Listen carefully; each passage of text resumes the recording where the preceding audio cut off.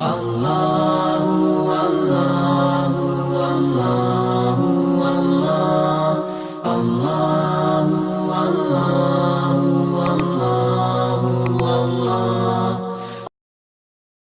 کسی بد نصیب کو یہ سوج رہا ہے کہ وہ ہماری ماں رسول اللہ کی محبوبہ ام المومنین صدیقہ عائشہ رضی اللہ تعالیٰ عنہا کی شان میں گستاخی کر کے ہمارے دلوں کو ٹھیس پہنچائے اور اپنے دلوں کو خوش کر لے تو ان کی بد نصیبی کی بات ہے. لیکن ہماری بھی بد نصیبی یہ ہے کہ ہم نہیں جانتے کہ ہماری ماں کون ہے اور کیسی، نہیں جانتے. اس کا نتیجہ ہے کہ کالج میں پڑھنے والے کئی بچے حضرت عائشہ سے بدگمان ہو رہے ہیں کیونکہ ان کے شیعہ دوست ان کو اس بارے میں غلط باتیں پہنچا رہے ہیں. اور ماں نے کچھ نہیں بتایا کہ ام المومنین کون ہے، باپ نے کچھ نہیں بتایا کہ ام المومنین عائشہ کون ہے، اور کوئی خاندان والوں نے نہیں سکھایا. یہ ہماری مظلوم نسل 30-40 برس کی عمر تک پہنچی ہوئی کالجز میں پڑھ کر، کانوینٹ سے کالج تک میشنری کے ماحول میں رہ کر، جنہوں نے اللہ کو نہیں جانا، رسول کو نہیں جانا، نہیں تہذیب سیکھی، انہوں نے رہ کر شیخ کے گھر میں پلے، کالج کے چکر میں مرے، صاحب کے دفتر میں. یہ 100 سال پہلے اکبر الہ آبادی نے انگریزوں کے بعد انگریزی شوق کو دیکھ کر کہا تھا، اکبر الہ آبادی نے انگریزی کا شوق دیکھ کر کہا تھا، نہیں تہذیب سیکھی انہوں نے، رہ کر شیخ کے گھر میں پلے، کالج کے چکر میں مرے، صاحب کے دفتر میں. یہی سب زندگی کرتے رہے اور نہیں معلوم ہے کہ اولاد کدھر جا رہی، کہاں جا رہی. ایک صاحب آئے تھے، کئی برس پہلے کی بات ہے، کہنے لگے کہ میری سرکاری ملازمت تھی اور ساری عمر جو ہے تبادلوں میں ادھر سے ادھر پھرتا رہا اور اچھی تعلیم کے لیے بچوں کو یہاں رکھا. ماشاءاللہ بچے اچھا پڑھے لکھے قابل ہوئے ہیں اور بچے تو اچھے ہیں اور اچھے عقیدوں پر ہیں، لیکن میں اب ریٹائرڈ ہو کے آیا ہوں تو چھوٹا بچہ میرا وہ حضرت ابو بکر کو گالیاں دیتا ہے، حضرت عمر کو برا بھلا کہتا ہے. میں اس کو منع کرتا ہوں، بیٹا ایسے نہیں کہنا چاہیے. تو وہ کہتا تم کو نہیں معلوم ہے وہ لوگ ایسے غدار تھے اہل بیت کے، یہ کہتا ہے.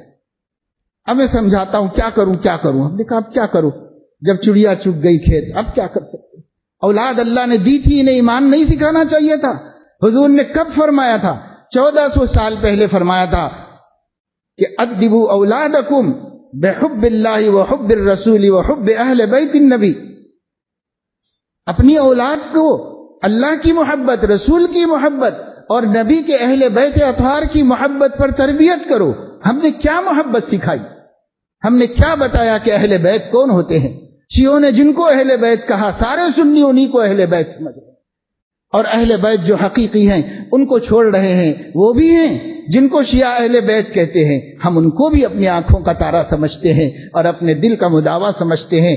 لیکن جن کو انہوں نے چھوڑا ہے، اگر اہل سنت ان کو چھوڑ دیں گے تو نبی قیامت میں دامن پکڑیں گے. اور میری بقیہ اہل بیت کو تم نے کیوں نہیں مانا تھا؟ چونکہ شیعوں نے حضرت فاطمہ کا اتنا تذکرہ کیا ہے رضی اللہ تعالی عنہا وارضاہ. حضور نے فرمایا فاطمہ بضعۃ منی، میرے جسم کا ٹکڑا ہے، جو اس کو ایذا دے گا اس نے مجھے ایذا دیا ہے، اور جس نے مجھے ایذا دی ہے اس نے اللہ کو ایذا دی ہے، اور جو اللہ کو ایذا دے گا اللہ اس کو اس کے قار میں، اس کے گھر میں ذلیل کرے گا. ہمارے دل میں حضرت فاطمہ کی محبت ہے. حضرت فاطمہ کی جوتیاں بھی ہمیں مل جائیں تو ہمارے سروں کے تاج ہیں. لیکن صرف حضرت فاطمہ حضور کی بیٹی نہیں ہے. اور 3 بیٹیوں کا تذکرہ مسلمانوں نے کیوں چھوڑا؟ اور 3 بیٹیوں کا تذکرہ مسلمان کیوں نہیں کرتے؟ بے شک حضرت فاطمہ مدینہ منورہ آنے کے بعد پے بپے حضرت رقیہ اور حضرت ام کلثوم کے وصال کے بعد اکیلی رہ گئی تھی، اور حضور کی تمام تر التفات حضرت فاطمہ کی طرف تھی. لیکن حضرت زینب نے اس وقت حضور علیہ السلام کا ساتھ دیا جب مکے میں کوئی ساتھ دینے والا نہیں. وہ گھر کی بڑی بیٹی تھی اور انہوں نے ہی نبی کی ہمت بنائی اور انہوں نے ہی نبی کے ساتھ دیا. یہاں تک کہ جب حضور نے حضرت زینب کی لاشیں کو زمین میں دفن کیا تو حضور علیہ الصلوۃ والسلام نے ان کی تعریف کی اور فرمایا میری بیٹی نے میرا بہت ساتھ دیا. حضور علیہ الصلوۃ والسلام کی اس بیٹی کا آپ تذکرہ کیوں نہیں کرتے؟ کتنے واقعات حضرت زینب کے ہیں.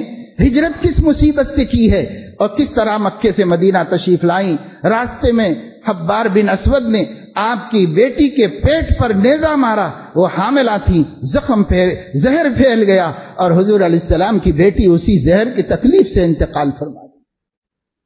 حضور علیہ الصلوۃ والسلام کے لیے یہ بیٹی کی محبت نہیں ہے، اور ہم ان کا تذکرہ چھوڑ دیں۔ وجہ اس کی یہ ہے کہ ہم ایک ایسے ملک میں رہتے ہیں جہاں کا بادشاہ کچھ دن کے لیے شیعہ بن گیا تھا اور اس کے خاندان کی عورتیں شیعہ تھیں، اور اس کی وجہ سے ایک ہی بات سنتے سنیوں کے گھروں میں، دماغوں میں، عقیدوں میں وہی سب باتیں آ گئیں، اور جو اہل سنت کے عقیدے تھے وہ نکل گئے دماغوں سے۔ آج اس کا نتیجہ ہے کہ اتنا بڑا برا تکلیف دے غیرت سے زمین میں گڑ جانے کے قابل گالیاں ام المومنین صدیقہ عائشہ کو دے کر سوشل میڈیا پہ وائرل کیا گیا، لیکن کیا مسلمانوں کے کان پہ جھورے گی؟ اس لیے نہیں مسلمانوں کو اثر ہوا کہ مسلمان جانتے نہیں کہ ام المومنین کون ہے، جانتے نہیں کہ وہ کس کی بیٹی ہے، جانتے نہیں کہ وہ کس کی بیوی ہے، اور جانتے نہیں کہ ہمارا ان کا رشتہ کیا ہے۔ تمہاری ماں کو گالی دے تم برداشت نہیں کر سکتے، اور تمہارے نبی کی بیوی ام المومنین کو گالی دی جائے تو لوگوں کو کوئی اثر ہی نہیں پڑا، نہ کھانے پہ اثر پڑا، نہ پینے پہ اثر پڑا، اور مسلمان اپنی جگہ مست مگن ہیں، اور مسلم نوجوان اپنے شیعہ دوستوں کی دوستی چھوڑنے کے لیے کیا اس کے بعد تیار ہیں کہ ہم آپ سے دوستی نہیں کر سکتے؟ آپ کے طبقے نے ہماری ماں کو گالیاں دی۔ میرے دوستو، عقیدوں کو عام کرو، صحابہ کی عظمت کا چرچا کرو، خلفائے راشدین کی فضیلتوں کو بولو، بیان کرو، امہات المومنین کا ایک ایک سبق پڑھاؤ۔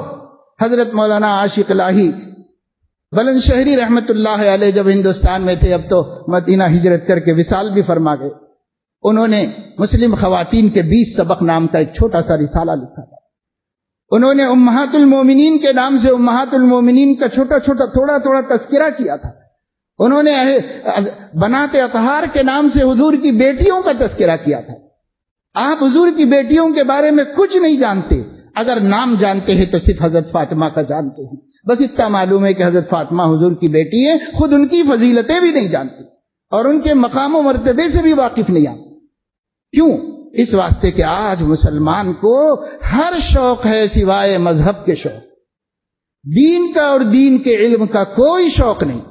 آپ کے بچے مکتب جا رہے ہیں، آپ کو اس کی کوئی پرواہ نہیں۔ آپ کے بچے اسکول پڑھنے دو، لیکن کیا دین کا علم بھی حاصل کر رہے ہیں؟ اپنے عقیدے سیکھ رہے ہیں؟ اپنی تاریخ کو جان رہے ہیں؟ آپ کو اس کی کوئی پرواہ نہیں۔